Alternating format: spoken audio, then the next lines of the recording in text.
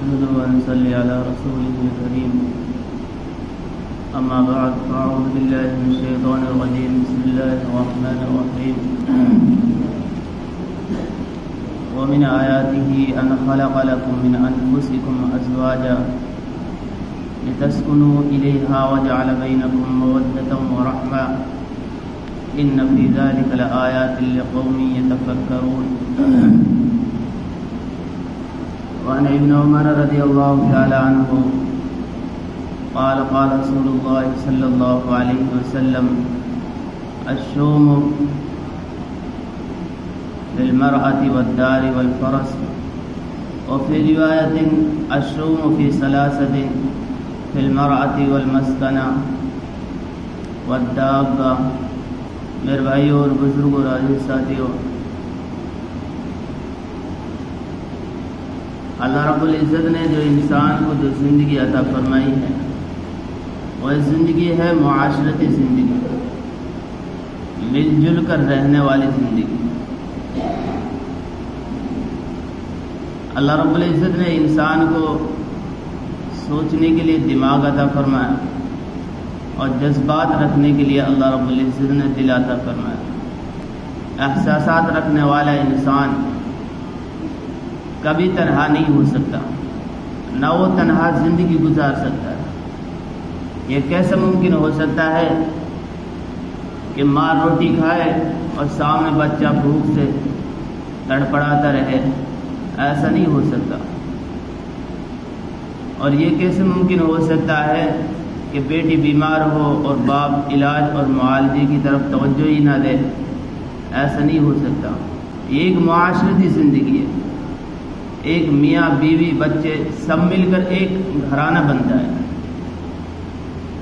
ایسے بہت سارے گھرانے بن جائیں تو ایک خاندان بن جاتا ہے، اور ایسے ہی بہت سارے خاندان مل کر بن جائیں تو ایک معاشرہ بن جاتا ہے۔ پھر اس معاشرے کے تحت میں شہر آباد ہوتے ہیں، اس معاشرے کے شہر میں ملک آباد ہوتے ہیں۔ ایسے ہی یہ دنیا آج تک قائم اور دائم ہے۔ تو انسان کی جو زندگی ہے وہ ایک معاشرتی زندگی ہے، ایک گھریلو زندگی ہے۔ تنہا گزارنے کے لیے وہ زندگی نہیں ہے، اور رہبانیت کے لیے وہ زندگی نہیں ہے۔ رہبانیت اسلام کے اندر منع ہے۔ تو جب انسان ایک معاشرے میں رہتا ہے اور ساتھ مل جل کر رہتا ہے، جس طریقے سے برتن ایک دوسرے کے ساتھ رہ کر ایک دوسرے سے کھٹک جاتے ہیں، ایک دوسرے سے بھڑ جاتے ہیں، ایسے ہی انسان ہے۔ انسان جب ایک ساتھ مل جل کر رہیں گے تو کبھی بسا اوقات ایسا ہوگا کہ کسی سے ٹکر ہو گئی، کوئی کسی سے بھڑ گیا یا کوئی کسی سے کھٹک گیا۔ اس کی وجہ یہ ہے کہ یا تو کھٹکنا اس بنیاد پر ہوتا ہے کہ ایک دوسرے سے کوئی بندہ زیادہ توقع رکھ لیتا ہے، زیادہ امیدیں لگا لیتا ہے، پھر دوسرا بندہ ان امیدوں پر پورا نہیں اترتا۔ اس وجہ سے کیا ہو جاتی ہیں؟ رنجشیں پیدا ہو جاتی ہیں، ایک دوسرے کے دلوں کے اندر کدورت پیدا ہو جاتی ہے، یا یہ کہ کسی دوسرے کے رویے کی وجہ سے، کسی دوسرے کا برے برتاؤ کی وجہ سے، سلوک کی وجہ سے کیا ہو جاتے ہیں؟ ایک دوسرے کے دلوں کے اندر کدورت پیدا ہو جاتی ہے۔ شیطان اس موقع سے فائدہ اٹھاتا ہے، پھر ان کے دلوں میں جہاں محبت تھی، الفت تھی، محبت کو ہٹاتا ہے، الفت کو ہٹاتا ہے، نفرت وہاں بھر دیتا ہے۔ جہاں ملن تھا وہاں کیا کر دیتا ہے؟ ایک کٹن پیدا کر دیتا ہے۔ اللہ رب العزت ارشاد فرماتے ہیں واللہ لا يحب الفساد، اللہ رب العزت جھگڑوں کو پسند نہیں فرماتا۔ اس معاشرے کے اندر کوئی بھی گھر ایسا نہیں ہے جہاں آپس میں لڑائیاں اور جھگڑے نہ ہوتے ہوں، رنجشیں نہ ہوتی ہوں۔ ماں باپ کے درمیان میں ہے، یا ساس بہو کے درمیان میں ہے، میاں اور بیوی کے درمیان میں ہے، یا اولاد اور ماں باپ کے درمیان میں ہے، کوئی نہ کوئی تو جھگڑے اور رنجشیں، ایک دوسرے سے نفرتیں اور ایک دوسرے کے لیے عداوتیں وہاں بھری ہوئی ہیں۔ تو اس سے یہ ساری چیزیں کیسے دور ہو جائیں؟ اور معاشرہ بالکل پاک اور صاف ہو کر ایک جنتی والا معاشرہ کیسے بن جائے؟ تو اللہ رب العزت نے اسی کے فرمایا کہ انسان کے لیے اللہ رب العزت نے جو زندگی عطا فرمائی ہے یہ ایک معاشرہ والی زندگی ہے، مل جل کر رہنے والی زندگی ہے۔ اس کے لیے ضروری ہے کہ ان کے اصول کو سامنے رکھ کر اپنی زندگی گزارے جائے۔ لڑائی اور جھگڑوں میں ایک بڑا کردار میاں اور بیوی کا بھی ہوتا ہے۔ میاں بیوی اور بچوں سے مل کر ایک گھر بنتا ہے، ایک گھرانہ بنتا ہے۔ تو گھرانے کے لیے جب جوڑنے کے لیے ضروری ہے تو ان دونوں کے درمیان میں ایک تال میل ہونا ضروری ہے، ان دونوں کے درمیان میں ایک مضبوط رشتہ اور مضبوط عہد ہونا ضروری ہے۔ جب بندے ایک رسی میں بندھ چکے ہیں تو ان کو چاہیے کہ اس رسی کو مضبوطی سے تھامیں، نہ یہ کہ ایک دوسرے کی طرف سے ڈھیل رکھیں۔ اللہ رب العزت نے نکاح کے معاملے کو فرمایا وَأَخَذْنَا مِنْكُمْ مِيثَاقًا غَلِيظًا، ان لوگوں نے بڑا تگڑا عہد لیا ہے اللہ سے، غلیظ، مضبوط۔ یہ کوئی ازدواجی زندگی کمزور رشتہ نہیں ہے، کوئی کہے اور ٹوٹ جائے، نہیں، بلکہ ایک مضبوط عہد اللہ رب العزت سے بند لے رہے ہیں۔ تو ایک مضبوط رشتے کے اندر اللہ رب العزت نے ان میاں بیویوں کو کیا کر دیا ہے؟ باندھ دیا ہے۔ تو سب سے پہلے ضروری ہے کہ ان کے اندر اور ان کے دلوں سے وہ کدورت دور ہوں، ان کے دلوں سے وہ رنجش دور ہوں جو اللہ چاہتا ہے۔ اللہ کیا چاہتا ہے؟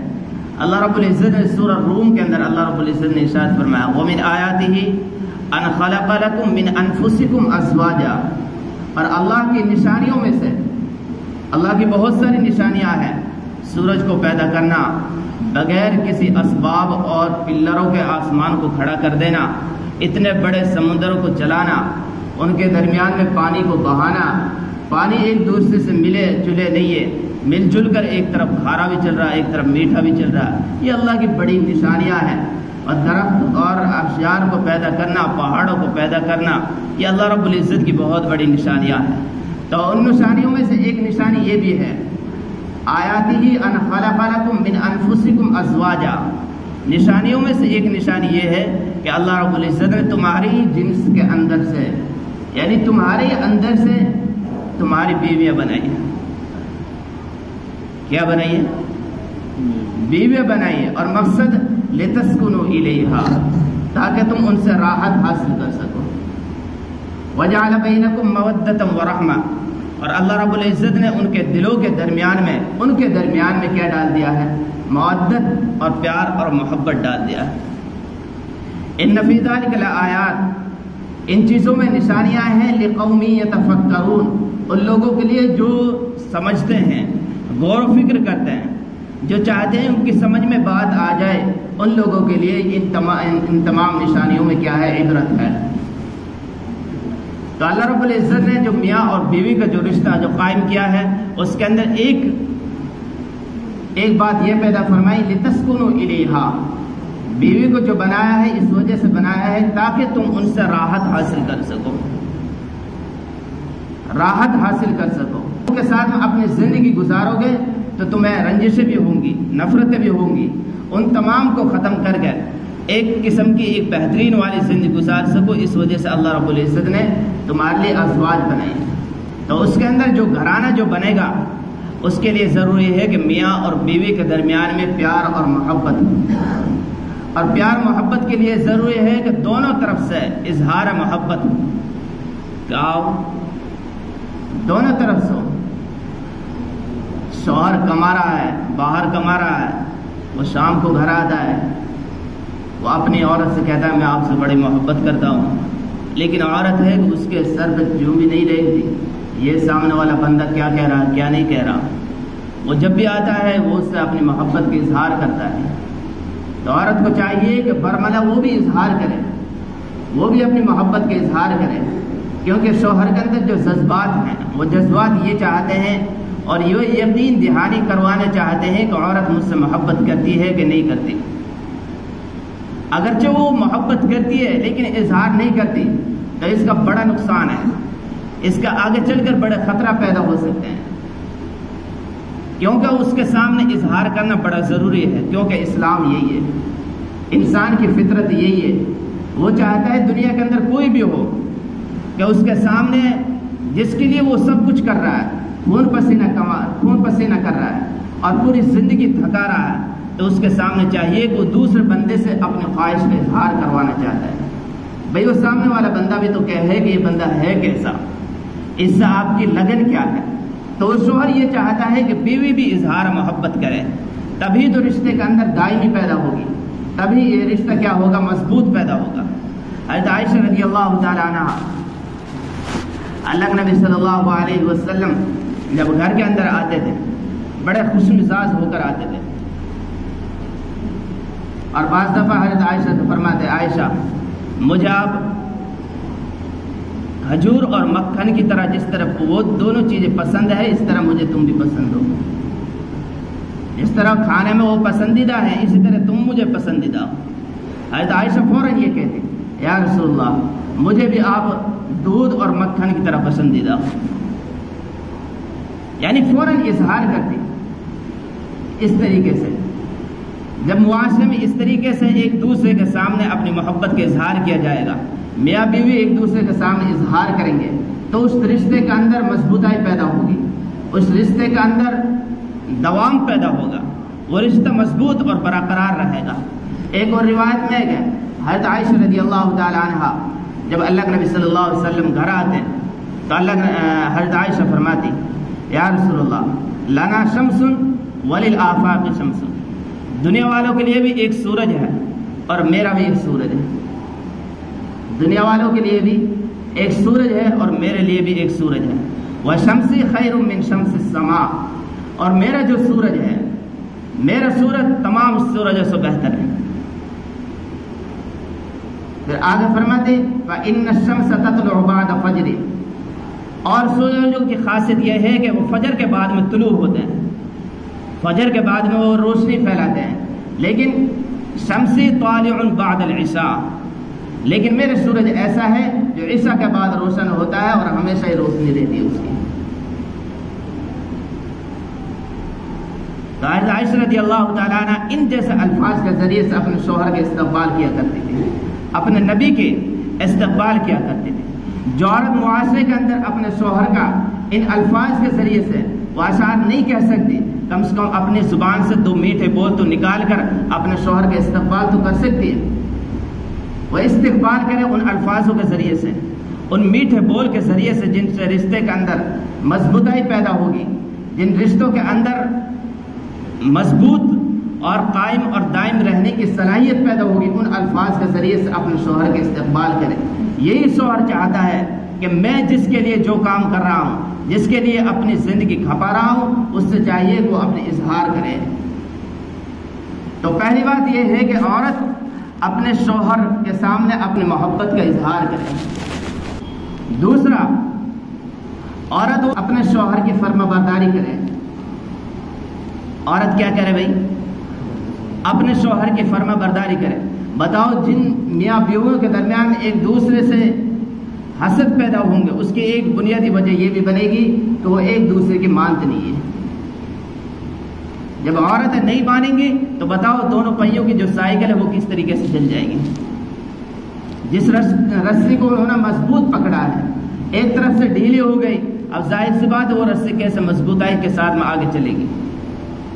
جس گھرانے کو آگے لے کر چلنا تھا اور خاندان بنانا تھا اور معاشرہ بنانا تھا، اس خاندان کے درمیان کے جو بڑا رول ہے، ان کے درمیان میں آپس میں محبت نہیں ہے، ان کے درمیان میں آپس میں ایک دوسرے سے بہترین تعلق نہیں ہے، تو وہ گھرانہ کیسے نشو نما ہو سکتا ہے؟ تو اس کے لیے ضروری ہے کہ عورت اپنے شوہر کی فرما برداری کرے۔ اللہ کے نبی صلی اللہ علیہ وسلم نے صحابیات کو مخاطب کر کے ارشاد فرمایا، سب سے زیادہ جہنم میں جانے والی عورتیں یہ ہوں گی وَتَكْفُرْنَ الْعَشِيرَ، اپنے شوہروں کی نافرمانی کریں گی۔ کیا کریں گی بھائی؟ اپنے شوہروں کی نافرمانی کریں گی، کیونکہ شوہروں کے حق عورتوں کے مقابلے میں بہت ہی زیادہ ہے۔ عورتوں کے حق ان کے مقابلے میں بہت نیچے ہیں، شوہر کے حق بہت زیادہ ہیں۔ ایک عورت اللہ نبی صلی اللہ علیہ وسلم کی خدمت میں آئی اور عرض کیا، یا رسول اللہ میری شادی ہونے والی ہے، میرے شوہر کے مجھ پر کیا حق ہوں گے؟ تو اللہ کے نبی صلی اللہ علیہ وسلم نے ارشاد فرمایا شوہر کے تجھ پر حق یہ ہے اگر اس کے پورے جسم کے اندر پھوڑے پڑ جائیں، پھنسیاں پڑ جائیں اور ان پھنسیوں میں مواد پڑ جائے، گندگی غلاظت پڑ جائے، پھر تو ان کو اپنی زبان سے صاف کریں، پھر بھی تو اپنے شوہر کا حق ادا نہیں کر سکتی۔ تو معاشرے کے اندر شوہر کا حق بہت اونچا ہے، عورت کا حق اس کے مقابلے میں بہت نیچا ہے۔ شوہر یہ چاہتا ہے میں اپنی خواہش پوری کروں تو عورت کو چاہیے کہ اس کی خواہش پوری کرے، چاہے وہ کسی مرحلے میں کیوں نہ ہو۔ حدیث کے اندر آتا ہے اگر عورت آٹا گوندھ رہی ہے یا اونٹ پر بیٹھی ہوئی ہے، اس کو چاہیے کہ اپنے شوہر کی خواہش پوری کرے۔ اونٹ پر بیٹھی ہے تو اونٹ سے اتر کر اپنے شوہر کی خواہش پوری کرے۔ اور اگر عورت چاہتی ہے اس کی خواہش کو پورا کیا جائے تو شوہر کے ذمہ یہ واجب نہیں ہوتا کہ اس کی خواہش کو پورا کیا جائے۔ کیوں؟ کیونکہ عورت کے اندر اتنی صلاحیت ہے کہ وہ اپنی خواہشات کو دبا سکتی ہے، لیکن مرد کے اندر یہ طاقت اور قوت نہیں ہے کہ وہ اپنی خواہشات کو دبا سکے۔ اگر اس کی خواہشات گھر میں پوری نہیں ہو رہی ہے تو وہ گھر سے باہر جائے گا، دوسری جگہ متوجہ ہوگا، ادھر ادھر منہ مارے گا۔ کیوں؟ کیونکہ اس کی خواہش گھر کے اندر پوری نہیں ہو رہی ہے۔ دوسری بات یہ ہے کہ عورت اپنے شوہر کی فرما برداری کرے۔ فرما برداری کے لیے فرما برداری ضروری ہے، کیونکہ گھر چلانا ہے، انہیں گھرانہ بنانا ہے۔ گھرانے سے اس کے اندر ایک معاشرہ بنے گا، تبھی بنے گا جب وہ عورت اپنے شوہر کی فرما برداری کرے۔ ایک صحابیہ ہے، وہ صحابی اپنے سسرال میں رہا کرتے تھے، نیچے لڑکی کے ماں باپ رہتے تھے، اوپر دونوں میاں بیوی رہتے تھے۔ خاوند کسی کام سے باہر چلا گیا اور ان سے کہہ دیا کہ گھر کے اندر ساری ضروریات آپ کی پوری ہو رہی ہے، اس وجہ سے آپ کو نہ نیچے اترنے کی ضرورت ہے نہ گھر سے باہر جانے کی ضرورت ہے، آپ یہی رہیں جب تک میں آ نہ جاؤں۔ اور پھر ایسا ہوا کہ اس کا جو باپ تھا، اس لڑکی کا باپ تھا، اس کی طبیعت خراب ہو گئی۔ اس نے چاہا کہ اپنے باپ سے ملاقات کر لوں، تو چونکہ شوہر کا بھی حکم یہی تھا کہ آپ اوپر رہیں گی، نیچے نہیں آئیں گی، کیونکہ آپ کی ساری ضرورت اوپر پوری ہو رہی ہے۔ اس کو چھوڑ کر وہ چلا گیا۔ اللہ کے نبی صلی اللہ علیہ وسلم کی خدمت میں اس عورت نے ایک خط لکھا، یا رسول اللہ، میرے شوہر کا حکم یہ ہے کہ آپ اوپر رہیے، لیکن میرے ابا کی طبیعت خراب ہے، میرے لیے کہ اگر حکم ہو جائے تو میں اپنے ابے کی طبیعت کو دیکھ لوں، اس سے ملاقات کر لوں۔ تو اللہ کے نبی صلی اللہ علیہ وسلم نے لکھ کر یہ دیا کہ آپ کے لیے حکم یہ ہے کہ آپ اوپر ہی رہیے، کیونکہ شوہر کا حکم یہی ہے۔ شوہر کا حکم آپ کے ابا کے بیمار ہونے سے بہت اونچا ہے، اس وجہ سے آپ کہاں رہیے، اوپر رہیے۔ کچھ دنوں کے بعد میں چلتا رہا، وہ بیمار تھا، بیماری بڑھتی گئی، علاج معالجہ ہوتا رہا، لیکن ایک وقت آیا کہ اس کے باپ کا انتقال ہو گیا۔ اس نے پھر خط لکھا، یا رسول اللہ، میرا باپ کا انتقال ہو چکا ہے، میں چاہتی ہوں کہ آخری وقت میں ایک مرتبہ ان کا چہرہ دیکھ لوں، ان سے ملاقات کر لوں، ان کا چہرہ دیکھ کر اوپر چلی جاؤں گی۔ اللہ کے نبی صلی اللہ علیہ وسلم نے خط میں لکھا کہ تیرے شوہر کا حکم یہی ہے کہ آپ اوپر رہیں، تو آپ کا باپ کا انتقال ہو جائے یا کوئی اور مسئلہ آ جائے، شوہر کا حکم اس سے بھی کہیں اونچے زیادہ ہے، اس وجہ سے آپ کہاں رہیں، اوپر ہی رہیں۔ اس کے باپ کو دفنایا، دفنانے کے بعد میں اللہ کے نبی صلی اللہ علیہ وسلم کو فرشتوں کے ذریعے سے بتایا گیا کہ اس کے ابا جان کی مغفرت ہو گئی۔ کیا ہو گئی؟ ہاں، مغفرت ہو گئی۔ اور وجہ بتائی کیوں ہو گئی؟ اور اس عورت کی اطاعت اور فرما برداری، اس کی بات کو ماننے کی وجہ سے، اس نے شوہر کی بات مانی، اس وجہ سے اللہ رب العزت نے اس بندے کی کیا کر دی؟ مغفرت فرما دی۔ تو گھرانے کے لیے ضروری ہے کہ عورت اپنے شوہر کی اطاعت کرے، اس کی ہر بات کو تسلیم کرے۔ اور تیسرا اصول یہ ہے کہ عورت وہ ہر وقت یہ چاہے کہ میرا خاوند کا دل کس طریقے سے خوش رہے، ہر وقت یہ چاہے، اس کو یہ فکر نہیں ہونی چاہیے کہ میرا دل خوش کیسے رہے، بلکہ اس کو یہ ہونا چاہیے، ہر وقت یہ فکر ہونی چاہیے کہ میں اپنے خاوند کے دل کو کس طریقے سے خوش رکھوں۔ اور پھر اس عورت کو چاہیے کہ اپنے مرد کی گنجائش کے بقدر اس سے فرمائشیں کریں۔ مرد کی گنجائش کتنی ہے؟ مرد کی گنجائش ماہانہ کتنی ہے؟ 10,000 کی ہے، 5,000 کی ہے، 3,000 کی ہے، یا اس سے اوپر کی ہے۔ عورت کی خواہش بھی ان سے بہت نیچے ہونی چاہیے. ایک مرد کی گنجائش کتنی ہے؟ ماہانہ 2000 روپئے، 2500 روپئے. لیکن عورت کہہ رہی ہے مجھے کپڑے چاہیے 3200 روپئے کے، مجھے کپڑے چاہیے 3500 روپئے کے، مجھے کپڑے چاہیے 4000 روپئے کے. تو فرمائش کیسی ہونی چاہیے عورت کی؟ گنجائش کے بقدر اس کی خواہش ہونی چاہیے. اگر اس کی خواہشیں بڑھیں گی تو گھر صحیح معنی میں چل نہیں پائے گا، اور ایک وقت آئے گا ان کے درمیان میں جھگڑا ہوگا، جھگڑے سے ایک دوسرے سے الگ تھلگ ہو جائیں گے، اور وہ معاشرہ کیا ہو جائے گا؟ بکھرتا ہوا چلا جائے گا. تو عورت کو یہ بات سمجھنی چاہیے، اپنی خواہش کی گنجائش کے بقدر اپنے شوہر سے فرمائشیں کرے، اور فرمائشیں تب پوری ہوں گی جب گھر کے اندر اس کے اندر خوشی پیدا ہوگی. اور خوش رہنے کی وجہ سے جب بندہ خوش رہے گا تو گھر کا بوجھ بھی اٹھائے گا، گھر کا بوجھ اٹھائے گا. اور باہر جب اس کی توجہ نہیں رہے گی گھر کے اندر توجہ رہے گی. اگر وہ خوش نہیں ہے گھر کے اندر تو باہر توجہ چلے گی اس کی. جب وہ اندر خوش نہیں ہے تو جو خرچات ہیں اخراجات ہیں ان کو کیسے برداشت کر سکتا ہے؟ اس کے لیے ضروری ہے کہ اس شوہر کا خوش رہے، اس کا دل خوش رہے. تو ان اصولوں میں سے ایک اصول یہ ہے کہ عورت اپنے شوہر سے اس کی گنجائش کے بقدر فرمائشیں کرے. کیا کرے بھائی؟ چوتھا اصول یہ ہے کہ عورت جب شوہر آئے تو عورت کو چاہیے کہ اپنے شوہر کے سامنے آتے ہی فوراً گھر کا رونا دھونا نہ لے کر بیٹھ جائے، بلکہ اس کے ذہن کو چیک کرے، اس کے وقت جو اس نے باہر گزارا ہے اس کے بارے میں پوچھ تاچھ کرے.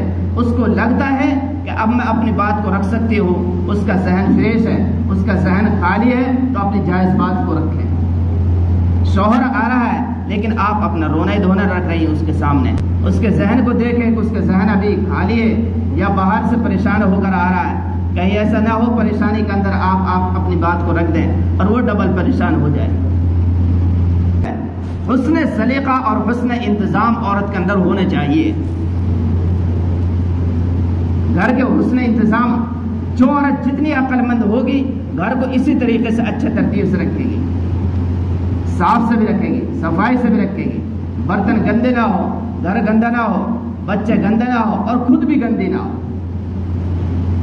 جتنی عقل مند ہوگی وہ ان تمام چیزوں کو دیکھے گی، انتظام کو بھی دیکھے گی، ترتیب بھی لگائے گی گھر کی، بچوں کو بھی دیکھے گی، بچے گندے تو نہیں ہیں یا میں تو گندی نہیں ہوں. کہیں ایسا نہ ہو کہ شوہر کی نگاہیں مجھ پر پڑے اور وہ شوہر کیا کر لے، منہ پھیر کر چلے جائے.